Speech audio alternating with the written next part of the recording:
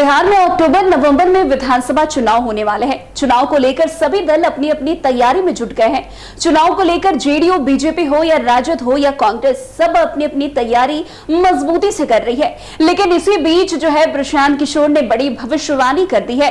प्रशांत किशोर ने भविष्यवाणी करते हुए कहा है कि जेडीयू को 25 से ज्यादा सीटें नहीं मिलेगी। इतना ही नहीं, उन्होंने दावा किया है कि नीतीश कुमार नवंबर के बाद मुख्यमंत्री नहीं बनने वाले। पीके ने दावा किया है कि बिहार के 60% से ज्यादा लोग बदलाव चाहते हैं। उन्होंने कहा है कि बिहार में एनडीए की सरकार नहीं बनेगी। प्रशांत किशोर ने एक न्यूज चैनल को दिए इंटरव्यू में कहा है कि बिहार को नवंबर में नया मुख्यमंत्री मिलेगा। पीके डंके की चोट पर कह रहे हैं कि बिहार को नवंबर में नया मुख्यमंत्री मिलेगा ही मिलेगा, और इसे आप लिख कर ले लीजिए। उन्होंने यह भी कहा कि भविष्यवाणी करते हुए कहा कि जेडीयू को 25 से ज्यादा सीटें नहीं मिलेगी। अगर ऐसा हुआ तो वो राजनीति छोड़ देंगे। उन्होंने कहा कि मैंने बंगाल में भी कहा था और अभी भी कह रहा हूं, बिहार में एनडीए की सरकार नहीं बनेगी। वैसे प्रशांत किशोर ने आगे ये भी कहा है कि बिहार के लोग 30 से 35 साल से वही चीजें देख रहे हैं और अब बदलाव चाहते हैं।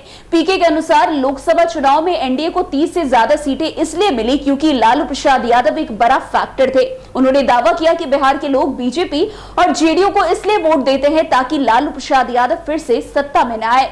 वैसे प्रशांत किशोर ने यह भी कहा है कि बीजेपी बिहार में 100 सीटों के लिए लड़ रही है, जबकि बहुमत के लिए 120 सीटें चाहिए। उन्होंने दावा किया कि बिहार में एनडीए की सरकार इस बार नहीं बनने वाली, इस बार परिवर्तन होगा। विधानसभा चुनाव 2025 में बिहार की जनता परिवर्तन के लिए वोट करेगी। वैसे जिस तरीके से प्रशांत किशोर बड़ी भविष्यवाणी कर रहे हैं, लेकिन दूसरी तरफ देखा जाए तो जेडीयू यानी कि नीतीश कुमार एड़ी चोटी का जोर लगा रहे हैं इस विधानसभा चुनाव में अपने आप को मजबूत करने के लिए। लगातार नीतीश कुमार बड़ी बड़ी योजनाओं का उद्घाटन कर रहे हैं, लगातार युवाओं को नौकरी दे रहे हैं और लगातार कई सारे निर्णय भी आने वाले समय में लेते हुए नजर आएंगे। लेकिन अब जिस तरीके से प्रशांत किशोर बड़ी भविष्यवाणी कर रहे हैं, उनका साफ कहना है कि 25 सीट से ज्यादा इस बार जेडीयू को नहीं मिलने वाली।